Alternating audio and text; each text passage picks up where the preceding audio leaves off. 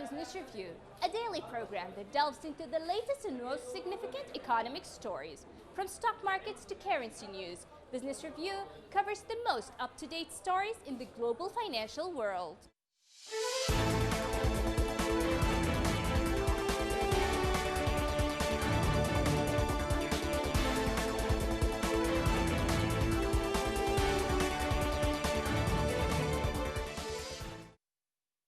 The mayor of a popular beach resort in western France warned the tens of thousands of tourists flocking to his town to wear face masks and observe social distancing or face the risk of seeing drastic measures being taken against them.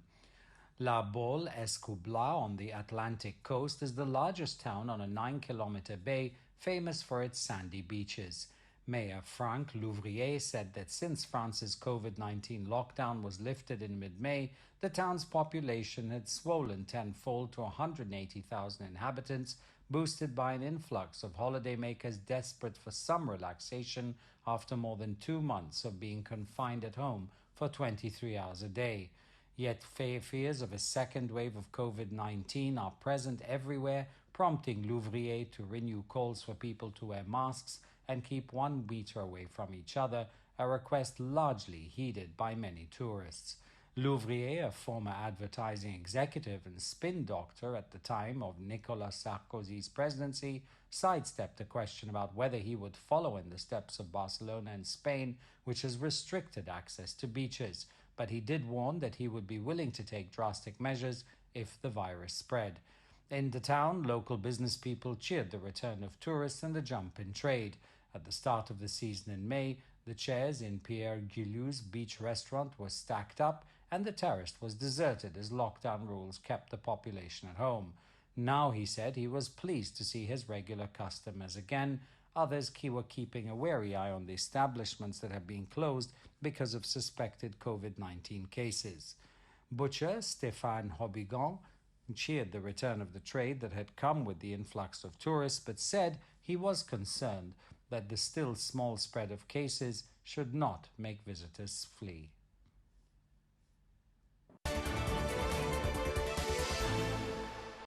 Business leaders from Chinese companies conducting crucial research into the development of a COVID-19 vaccine have refuted recent accusations from the US as groundless, emphasizing that global cooperation remains the key to finding a vaccine which will benefit all of mankind in the fight against the ongoing pandemic.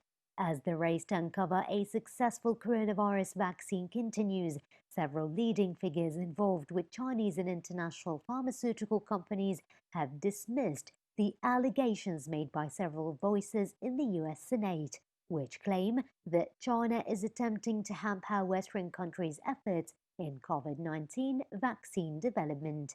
Speaking in a group interview with China Central Television after the members had attended a symposium with Chinese President Xi Jinping alongside various other Chinese entrepreneurs, the pharmaceutical leaders stressed that China will absolutely share its vaccines with the world and waved off the baseless accusations.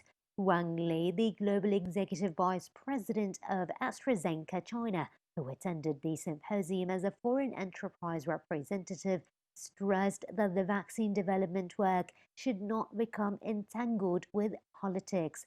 State enterprise representative and chairman of Sinopharm Group, Li Jingzheng, also said that China has pledged to share its vaccines on multiple occasions and again stated his company will do just that. The two representatives agreed it is vital such accusations do not affect cross-border cooperation in the global fight against COVID-19 and believe a united international effort is needed to raise the vaccine production capacity to the required level to serve the entire world.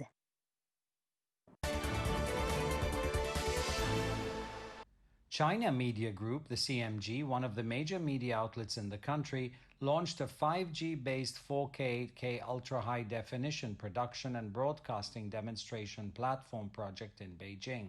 The project includes setting up a 5G-based 4K, 8K UHD production and broadcasting system at CMG's headquarters in Beijing and the Shanghai Media Port, building 5G-based UHD service transmission networks and other infrastructures.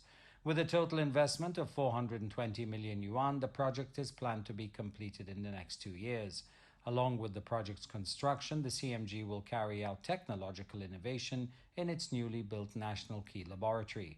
Focusing on the application needs, participants will develop 5G-based 4K, 8K related system equipment and formulate national or industrial technical standards.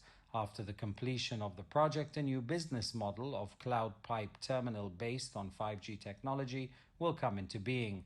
The CMG will be capable of producing 10,000 hours of UHD programs annually that can connect with the CMG-based TV, new media and film platform, which will allow the audience to enjoy 4K, 8K UHD programs on these platforms.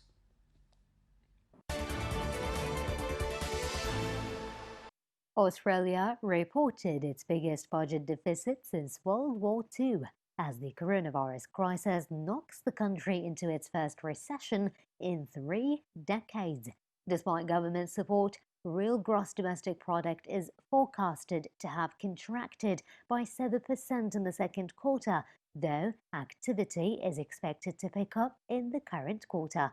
Frydenberg forecast that the unemployment rate would peak at around 9.25% in the fourth quarter, but will stay elevated beyond 2020. While antivirus restrictions have broadly been eased across most of the country, Australia is still in the grip of heightened uncertainty, as its second most populous state is seeing a second wave of infections.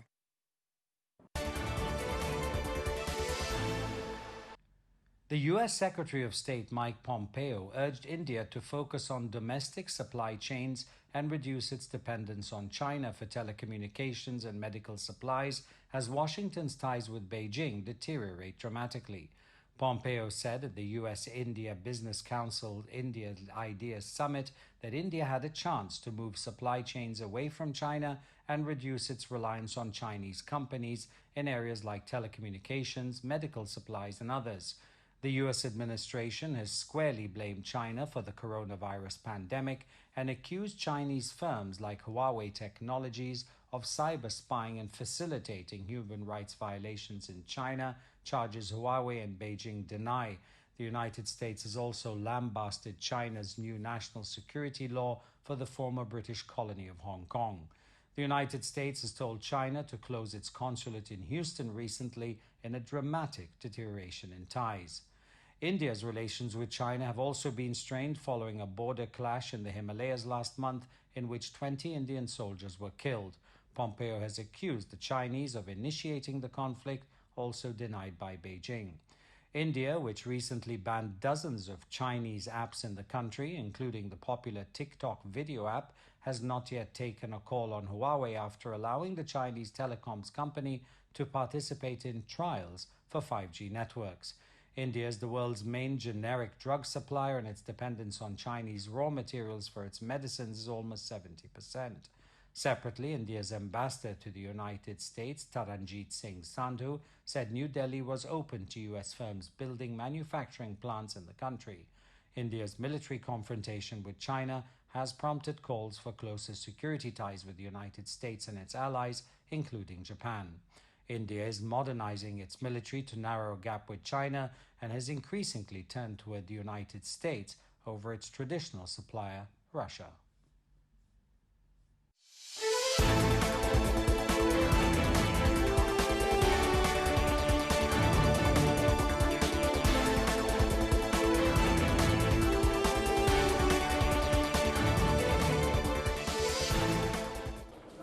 Business Review, your daily source for the most critical stories in the financial world.